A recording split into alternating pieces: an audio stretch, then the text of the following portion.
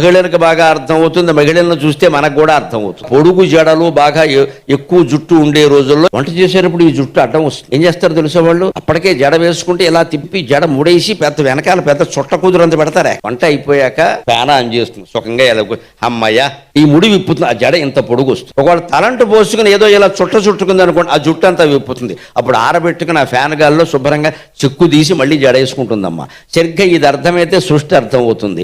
ఆ ఆకాశం నుంచి ఈ ఔషధుల వరకు ఆ ముడివిప్పిన జుట్టులా ఉంది. మళ్ళీ శివుడు ఏం చేస్తారంటే మొత్తం ముడేసేసి కొప్పు పెట్టిన జుట్టులా చేస్తారు. ఒకప్పుడు విరబోసుకున్నట్టుంది, ఒకప్పుడు జడలా ఉంది, ఒకప్పుడు కొప్పులా ఉంది. జుట్టు ఏమైనా తేడా వచ్చిందా? ఏమీ తేడా రాలా. అంటే సృష్టిలో కూడా ఏమీ తేడా రాదు. ఆయన కలపడం, విడదీయడం, విస్తృతి చేయడం, సంక్షిప్తం చేయడం తేడా. ఇది శివుడు చేసే పని. ఆయన లయకారుడు అనండి, నాశనకర్త అంటే కుదరదండి. మన జీవితాలు కూడా శివుడు చేతిలో పెడితే భద్రంగా ఉంటాయి. అంచేతను జుట్టు జడ అర్థమైతే ప్రపంచం అంతా అర్థం.